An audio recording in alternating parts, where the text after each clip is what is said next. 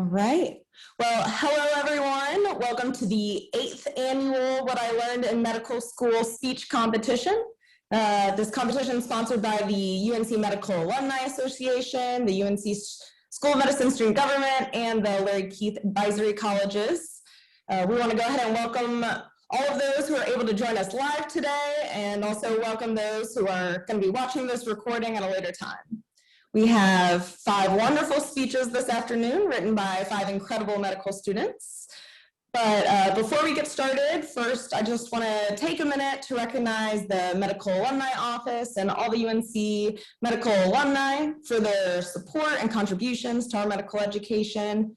We are greatly inspired by your accomplishments and your love for our school, and we're happy to see you virtually here with us today, and we can't wait until the day comes when we can all be back in person, and this event can be in person as well. So now, without further ado, I would like to introduce our first contestant. Her name is Maggie Connor. She is from the class of 2021 from Dimmock, and her speech will be titled, How to Make Lemonade.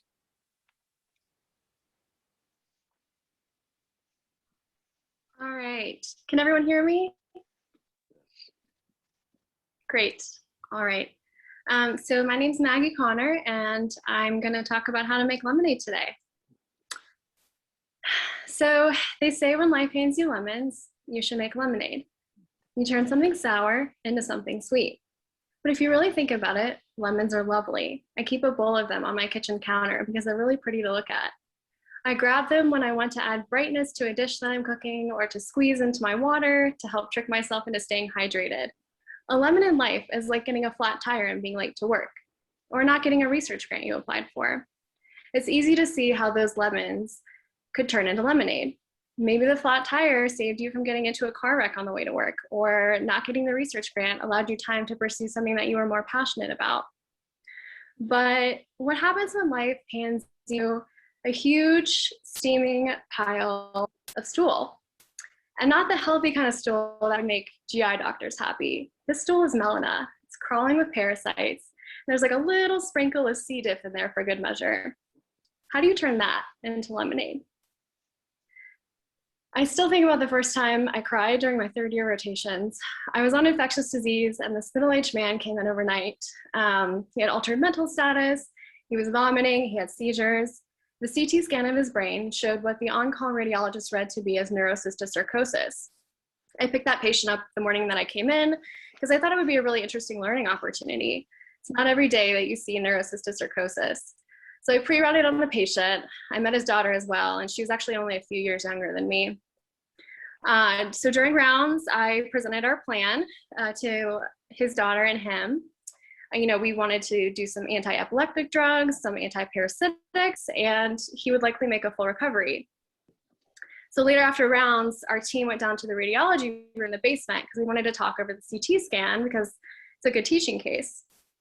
The attending radiologist pulled up the scan, and then he dropped a bomb on us. The lesions in the patient's brain were not parasitic cysts. They were cancer metastases. And they were most likely lung cancer because they had found another lesion in his lungs. So we were in utter shock. We made the long journey upstairs to the patient's room to give him and his daughter the worst news possible. I remember watching the daughter's face as our attending explained the situation. I physically hurt for her. I couldn't fathom having to hear that my parent was dying, especially at such a young age. How do you process that? She kept saying, he's all I have, he's my world. I gave her tissues and a hug, which felt so useless at the time. And then I went home and I cried for hours, thinking about the emotional pain that her and her father must be feeling. Almost exactly 1 year later, I found out firsthand what that experience feels like. My mom, who was a very healthy 58-year-old who had no past medical history, was very unexpectedly diagnosed with pancreatic cancer. We were spending a girls' weekend in Philadelphia together while I was taking step 2 CS, and she casually mentioned that she had occasional stomach pains, So I did a full physical exam on her. We did a review of systems, didn't really find anything, but she promised me that she would get a full workup at her PCP when she got back next week. We figured she might have had a stomach ulcer because she'd been taking care of my grandma who had pretty advanced dementia, and my grandma had been living with my parents, and so my mom was pretty stressed out. But then 1 week later, my dad called me from my hometown's emergency department. My mom had gone there for chest pain, and a CT scan showed multiple pulmonary emboli, a 4-centimeter lesion on the tail of her pancreas, and multiple liver lesions. I didn't even need the biopsy results to know it was cancer. Not much else makes tumor-like lesions and causes hypercoagulation. So that was the moment when life presented me with my steaming pile of stool. My mom was my favorite person in the world. I immediately withdrew from rotations, and I moved home so I could soak up as much time with her as possible and be her caregiver when things got worse. I had recently received the news that I had gotten the Fogarty Fellowship to spend a year in Zambia doing global health research. So I called the program director and I asked to defer for a year. I threw myself into being the best caregiver I could possibly be. I cleaned, I cooked dinner for my family every night. I went to every single one of my mom's many appointments. I spent hours doing research on cancer drugs and palliative care. I spent hours on the phone advocating for my mom to get all the appointments she needed, her biopsy results, her prescriptions, all of the genetic testing we needed to do. I was in the pharmacy weekly arguing with the pharmacy techs who somehow always forgot to check the correct system whenever my mom needed her pain medication refills. And during that time, I really, really missed being in medical school. I navigated extremely difficult family dynamics, and I had heated discussions with my family about the importance of listening to medical doctors instead of random people on the internet trying to sell miracle cures. And I cried myself to sleep every night. After my mom passed away, I got a crash course in the complicated path of grief. Everything felt so senseless and meaningless, but I leaned on my friends and my therapist, and I slowly started to pick up the pieces of my life. I re-entered medical school, and after months of my life being indefinitely on hold, I was so appreciative to be back on rotations and finally making progress. It did feel really strange to be back at the hospital, not as a patient's family member, but as a future doctor. I had to kind of relearn to associate the sterile environment of the hospital with excitement and education instead of hopelessness. I officially accepted my Fogarty Research Fellowship offer, and I made plans to spend the next year in Zambia. Things were finally looking up. And then out of nowhere, a global pandemic hit. I was pulled off my rotation, UNC shut down all travel for the foreseeable future, and I was back to my life being in limbo. But this time I was sharing that experience with everyone else in the world. I was devastated at the thought of not being able to do my dream research fellowship for a second time. I had no way of knowing how long the pandemic and the travel restrictions would last. All I could do was wait and be the best I could to be productive in the meantime, even though all I wanted to do was to crawl into bed and hibernate until COVID was over. So I volunteered in the COVID section of the emergency department. I did part of my research project here at UNC. I Zoom called with the Zambia team whenever I could. I learned to be patient and thankful for what I had. I still had my health when so many others didn't. A few weeks in, my best friend called me and she said, "Unfortunately, I have some news that you will relate to." Her father had been diagnosed with stage 4 lung cancer. Life is cruel and twisted sometimes. So back to her central question. How do you make lemonade from stool? You take the stool and you compost it and you turn it into fertilizer. And then you put that fertilizer in your garden and you carefully, patiently grow your own lemon tree. And one day you will have enough lemons to make a huge batch of lemonade for all of your friends, neighbors, and patients. I was able to use my experience with my mom to support my best friend through her cancer parent journey. I know exactly how she was feeling and what she could expect because I literally just lived through it. And since the COVID travel restrictions had grounded me in the US for the first 6 months of my fellowship, I was able to be there for her physically. I spent many evenings on her porch talking through the pros and cons of different cancer treatments and pain medications and bowel regimens. I helped her pack up all of her belongings in her Vermont apartment, and I road tripped with her all the way back to North Carolina when she had to permanently move home to be with her parents and be their caregiver. And I was able to hug her at her father's funeral. I'm so thankful I was able to be there for her. The people I love are the most important thing in my life. In the future, I will undoubtedly have patients with terminal diagnoses. And while I was empathetic before, I now know their pain intimately. I will be able to better support them, and instead of helplessly handing them a box of tissues, I'll be able to look them in the eyes, and I can say, I know how scary and how terrible this is, and I'm here for you. And I'll do my best to use my fertilizer to make them some damn good lemonade. Residency programs may see the year-long gap in my medical school transcript and ask, what happened? And my answer is, life happened, and death, and I learned how to make lemonade. Thanks.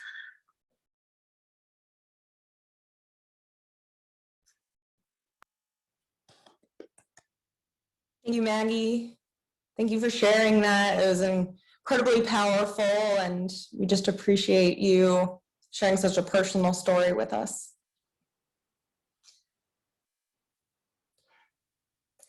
We're going to go ahead and introduce our second speaker.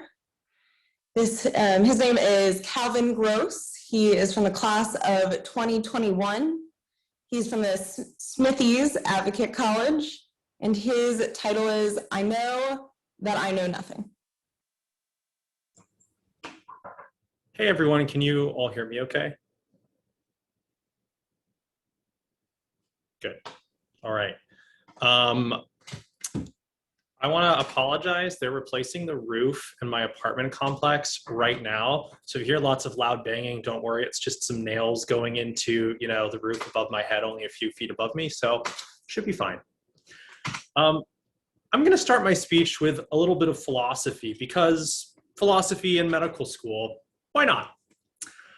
When the revered ancient Greek philosopher Socrates was put on trial for corrupting the youth of Athens with his dangerous philosophical ideas, he was asked what it was that supposedly made him the wisest man in the world.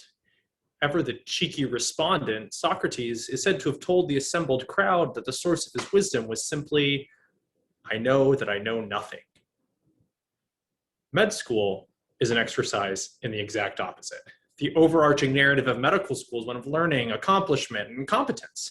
What an infomercial you could write about this place. I mean, cram the greatest trove of human knowledge ever assembled into your mind in 18 months or less. Then spend the next 24 months plucking that knowledge out of your brain to save and improve lives.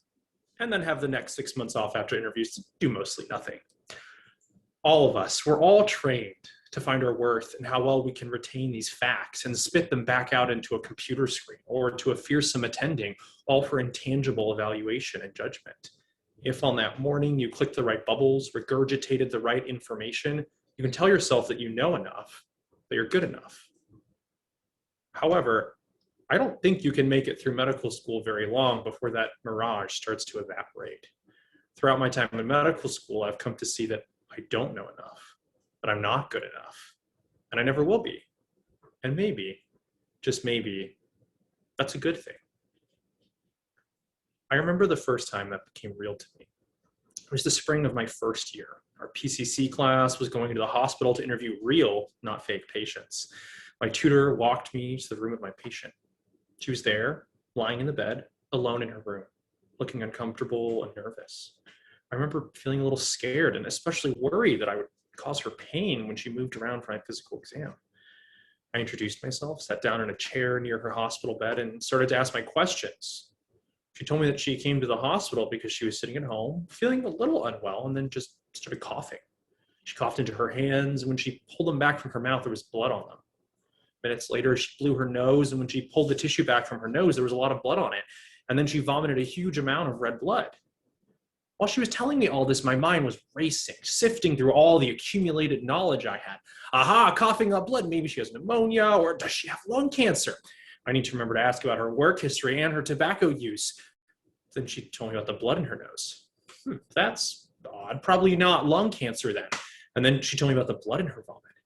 Is this some kind of clotting disorder? I know about these. Dr. Ma told me the vitamin K dependent clotting factors are 2, 7, 9, 10, protein C and S. I know this. P. vera, it's due to a JAK2 kinase mutation. Wait a second, that's not a clotting problem. But maybe she's a hemophilia carrier with extreme lionization. Wait a second, don't clotting factor problems present with joint bleeds? Gosh, I really wish I had a second to just look all this up.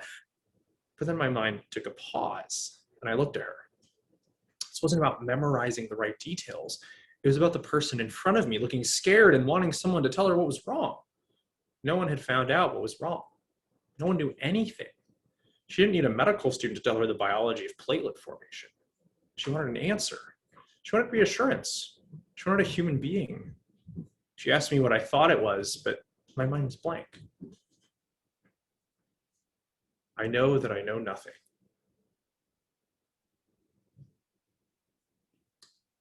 One year later, I was a newly minted third year, one of my first shifts in the Hillsborough ED. There I was trying to impress my imperious attending when I was sent to examine and take a history from a patient with weakness. I walked into the room, and there she was lying in bed, eyes closed, with the lights dimmed, her daughter beside her.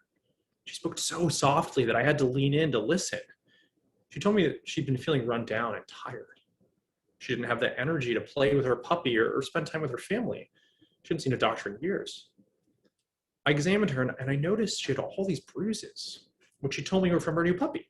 I remember noticing though that her fingernails, eyes, and palate looked really pale.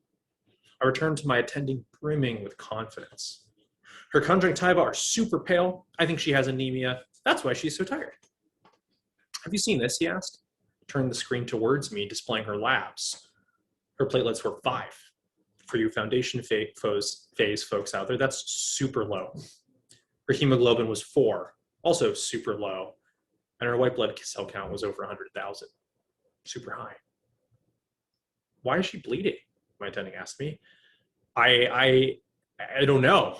I froze. Clotting factors, thrombin, Landsman's thrombasthenia, platelets. She doesn't have any platelets, he said. This is really bad. She has leukemia. She has to get admitted now. And just like that, things switched from weakness and bruising at home to leukemia in the ICU. From confidence and exam discoveries to horrible news. 4 days later, I opened her chart to check how she was doing. I received a pop-up. You are attempting to enter the chart of a deceased patient. I know that I know nothing.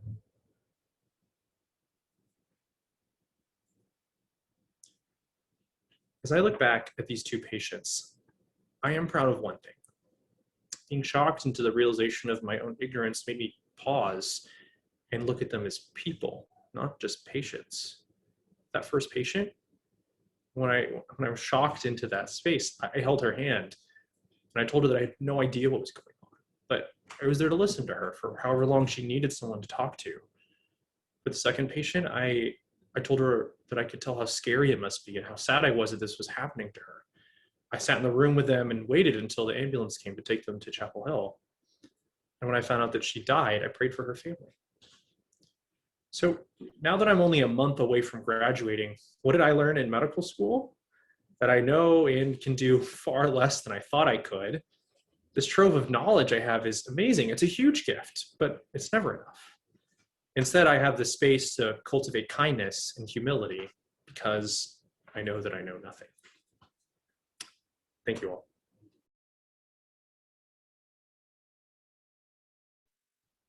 Hey, thank you, Calvin. I can't speak for everyone on this call, but I can resonate with that message, certainly. We're going to go ahead and introduce our third participant. His name is Dan Bacon. He is from the class of 2022, the Smithies Advocate College. And Dan's title is a cytogenetics title, and he will explain more about that. I will not attempt to try.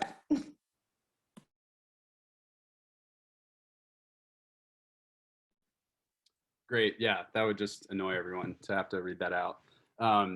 But yeah, thank you, Calvin and Maggie. I find myself engrossed in your stories there, and it's hard for me to now transition and think about this because those are awesome, and I'm grateful to hear your stories. So I'm also not going to pronounce this title. I'll just say for everyone to take a moment just to recognize that upon hearing the topic of what I learned in medical school, you instantly know that I'm not going to be talking to you about cytogenetics, but about something much more meaningful, something much more deep. It's not that cytogenetics is not important. It's just that it doesn't derive it derives its significance from things much more fundamental. So I'll come back to this title. What I want to talk to you about today is the opportunity that we all have to believe in others and to profoundly impact their lives. All of us in this room right now have an opportunity to leverage our privilege, our status, our skills, our giftings to the benefit of others who don't have these things through believing in them. We're in medicine because we want to help people, but there's a tendency to believe that we can't start doing that until we reach a certain point in our careers. I want to share with you today a personal experience that shows that this isn't true and that we all have this opportunity available to us each and every day. So this might also seem a little ridiculous to bring up elementary school, but it's really integral to the story. In elementary school in the 6th grade, this is in Warwick, Rhode Island, where I grew up, I had no concept of the future. I remember vividly a student coming up to me and saying, "Can you believe in 2 short years we're going to enter high school?" And I remember asking him, "What is high school?" Like I completely honestly didn't know what it was. So he explained to me, you do elementary school and you do junior high and you do high school and you go to college. And he explained to me this path. And I didn't understand the future, and that had implications for how I acted in the present. So how that manifested in 6th grade was a week before we graduated elementary school, I took a placement test in math. And I completely disregarded it and answered random answers and failed the placement test. I said, I'd rather go hang out outside. And so I get to Winman Junior High School, also in Warwick, Rhode Island, where they placed me 2 levels below the rest of my peers in a introduction to pre-algebra class.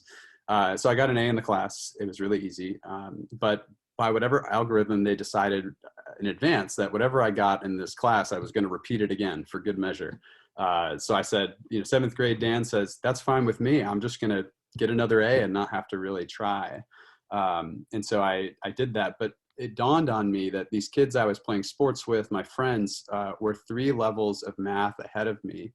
And I began at a really young age to internalize a sense of incompetence and a sense that I would never really achieve anything significant in my life. And so that began at this very early stage. That began to change in high school. This is my wife, Maria.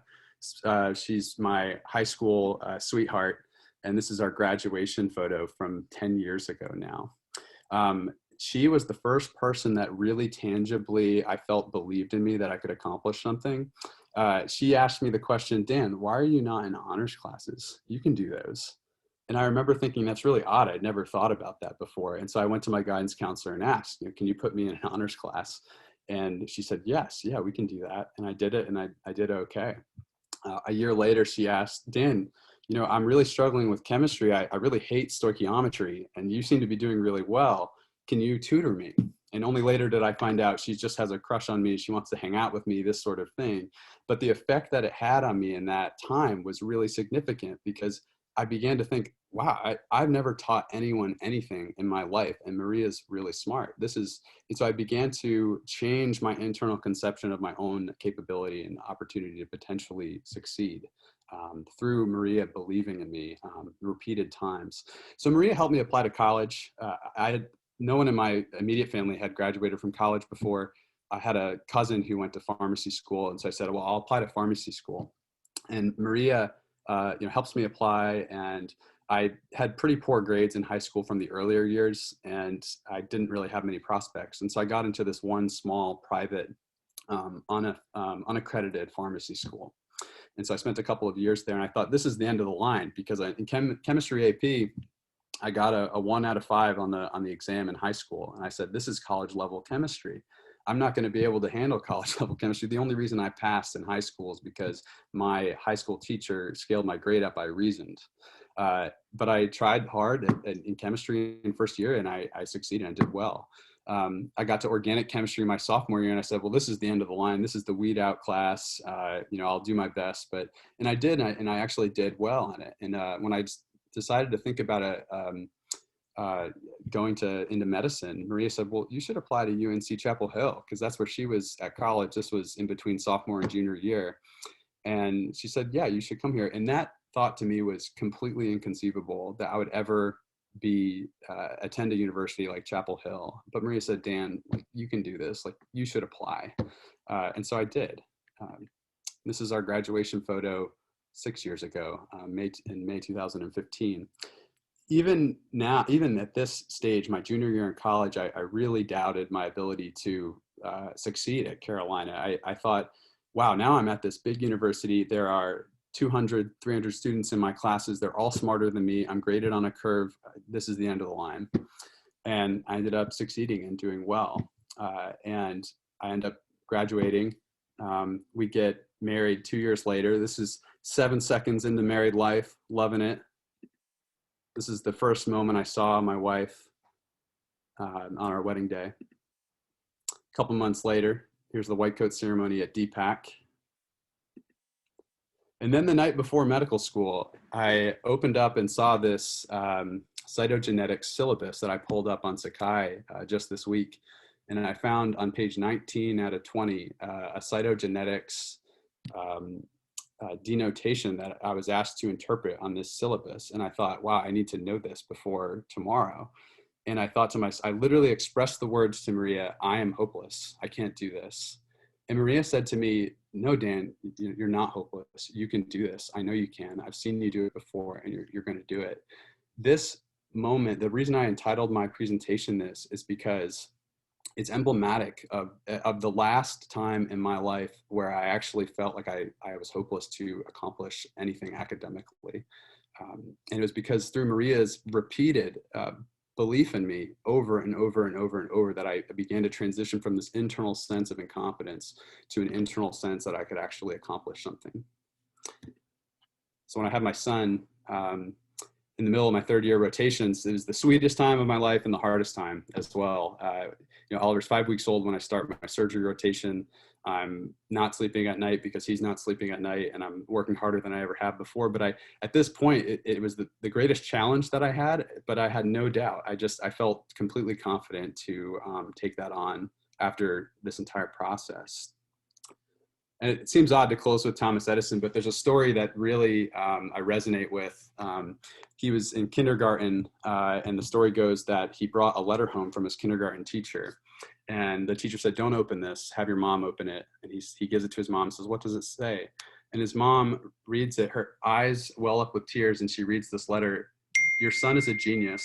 This school is too small for him and doesn't have good enough teachers to train him. Please teach him yourself. Many years after Edison's mother died, he becomes one of the greatest inventors in American history. He finds the letter and he reads it, and it actually says, your son is mentally deficient. We cannot let him attend our school anymore. He is expelled. Edison became emotional reading it and then wrote in his diary, Thomas A. Edison was a mentally deficient child whose mother turned him into the genius of the century. I want to say to you that from a cognitive standpoint, anyone with desire and perseverance can become a physician. There are many unfortunate and lamentable barriers that limit this opportunity for people to become physicians, but cognitive capability is not one of them. Medicine's not conceptually hard. There's nothing complicated about a heart attack. It's a clogged coronary artery. What should we do about that? Well, we should open it up. We should restore blood flow. There's nothing hard to understand about that conceptually. What is challenging is that medicine, like life, is a series of small incremental steps, each one very simple, each one very easy to understand. It's hard if you don't know what step to take next. If you skip 100 steps because no one's shown you the way, you begin to think, I'm hopeless, or this is impossible. All of us have walked these incremental steps in the right order because someone believed in us and showed us the way. I encourage you to do this for someone else in your life like Maria did for me. What I learned in medical school is what Thomas Edison's mother knew to be true, which is that believing in someone can make all the difference in their life. Thank you.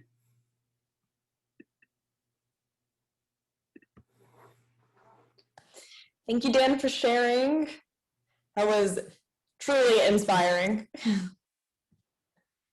I want to, yes, getting lots of comments in the chat too. Yeah, I invite all of our attendees to look through the chat as well. Our fourth participant is Tiffany Dyer. She's from the class of 2021, Williamson College, and her title is The One Patient. Hey guys, thanks Kelly. I do want to apologize in advance if my voice cracks because y'all have been pulling on my heartstrings this afternoon. So I do some of my best thinking on airplanes. Something about being locked in for a few hours, curled up next to a window, headphones in so I don't have to talk to anybody.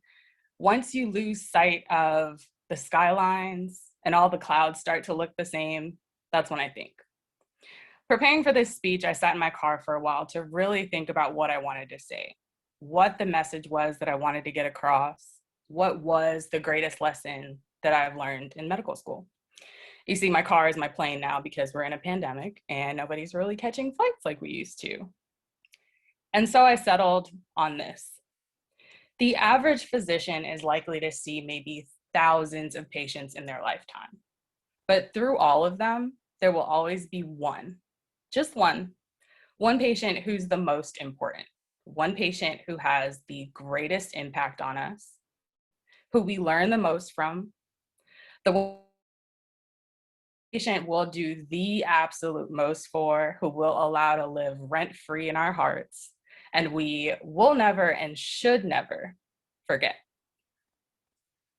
I discovered mine early in med school. I met her hundreds of miles away from her family, excited for a new journey, for making new friends and learning new things, for living out her dreams. But soon, I'd watch her drown.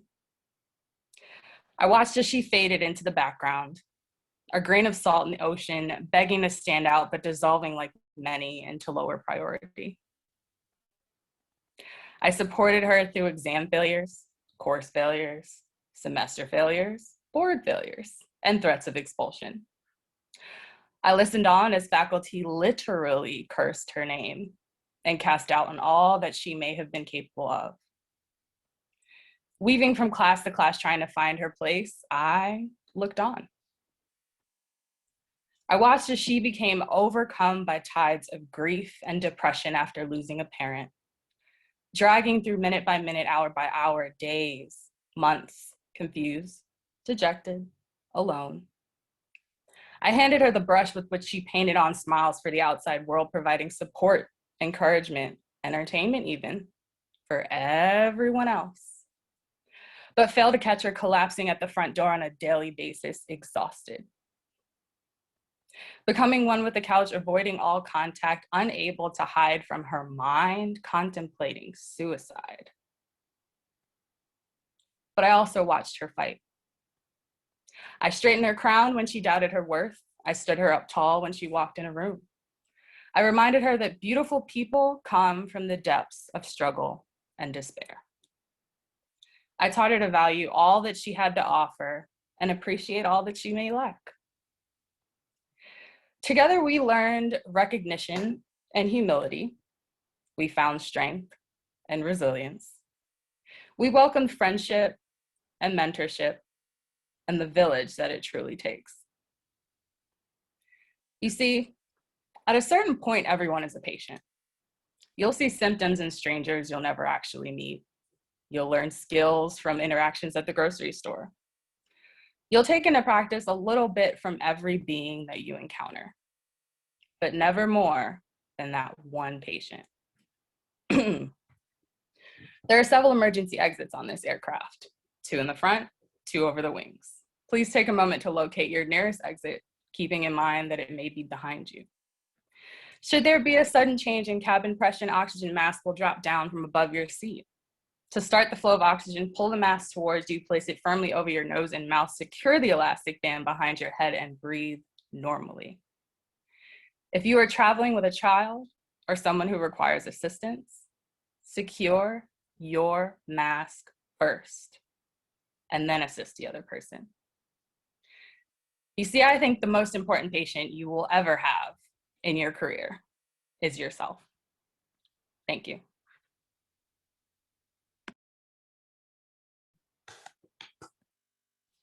Thank you, Tiffany.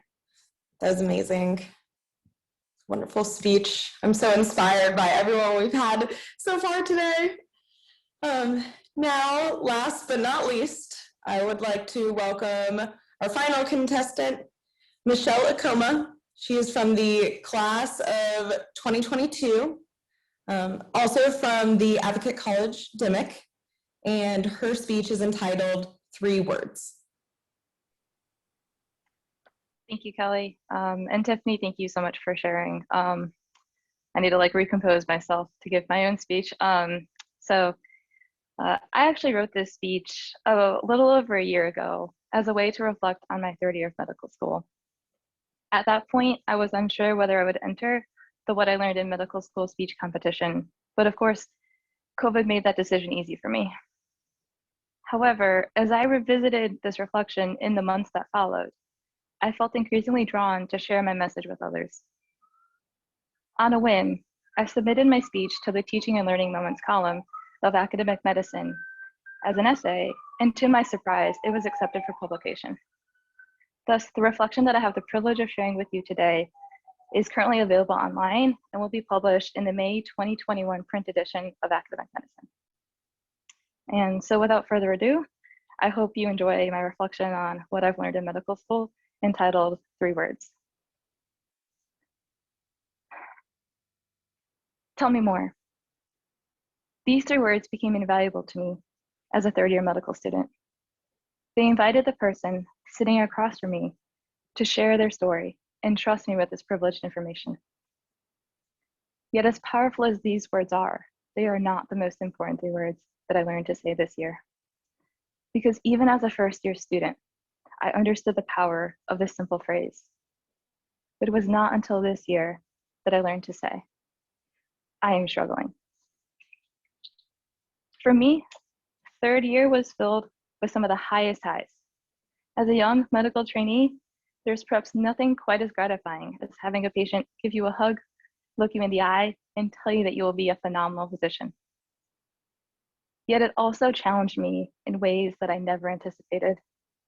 I lost track of how many times I left the hospital feeling wholly unworthy of wearing the white coat that designated me as a doctor-to-be. In one such moment, I did something that terrified me. In the spirit of being open, I wanted to let you know that I feel like I'm struggling, I typed out in a message to my advisor. After staring at my phone for 5 minutes, I forced myself to hit the up arrow next to the message. 3 minutes later, I confided in my advisor that I wasn't sure how much longer I could play the part of enthusiastic, highly motivated medical student.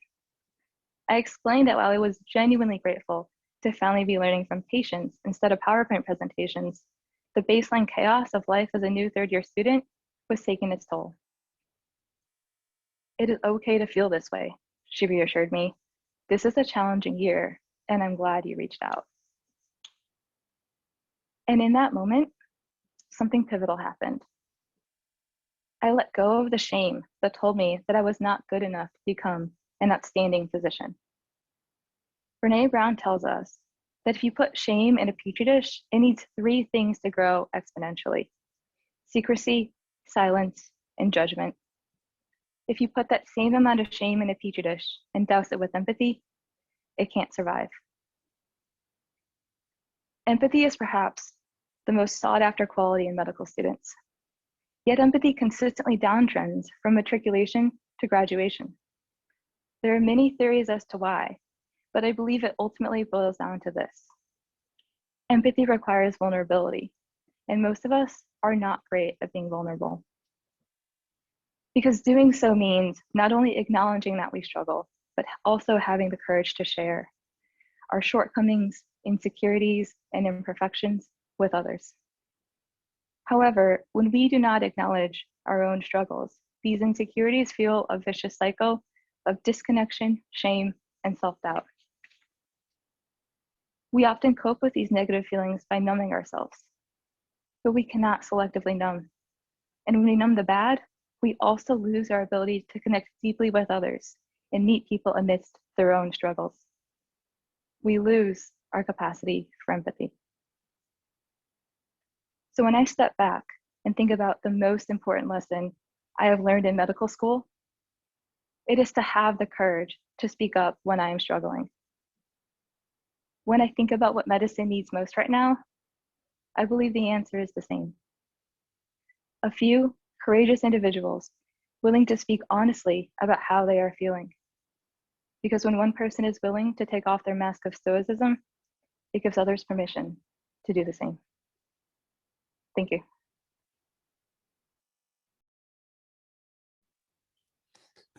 Thank you so much, Michelle. Oh, everyone was so great. I just feel so bad we're on this format. All of you deserve big rounds of applause. And I know all of our attendees have just been writing amazing things about all of your speeches.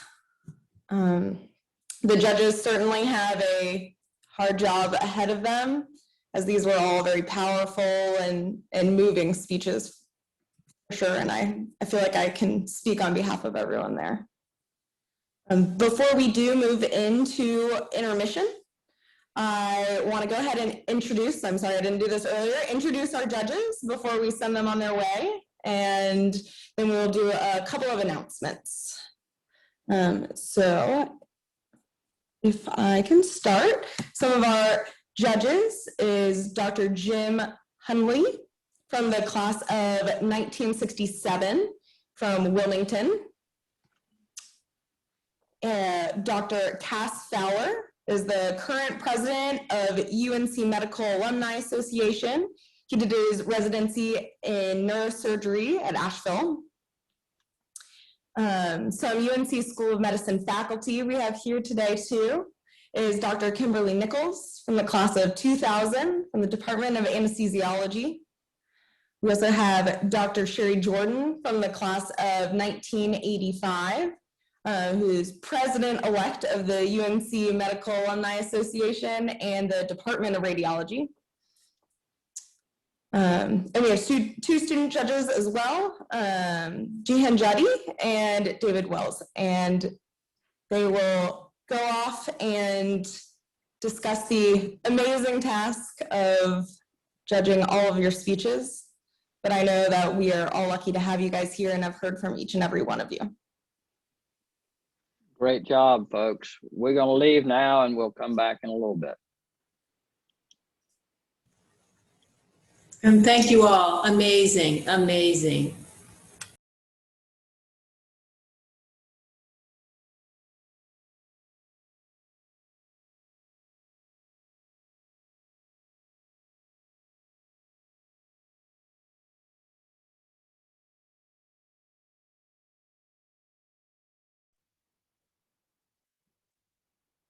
I believe as we work, we'll have some announcements for the Medical Alumni Office, and then we'll play some wonderfully Carolina and themed songs for everybody as we wait.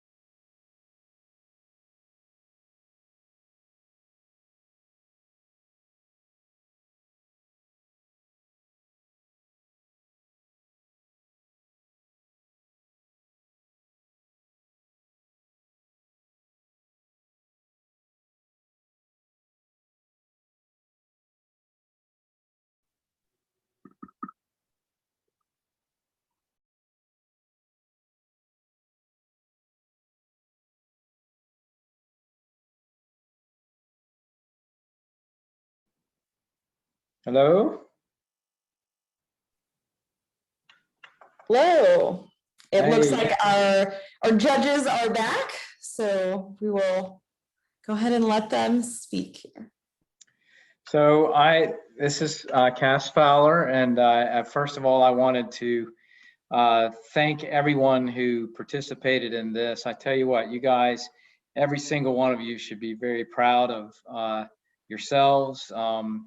I in no way could do speeches like this, and I think every one of you had outstanding speeches, and I just want to congratulate you all for the courage to get up in front of us and say the things you said. I know it takes a lot of courage and very difficult to do, certainly would be for me.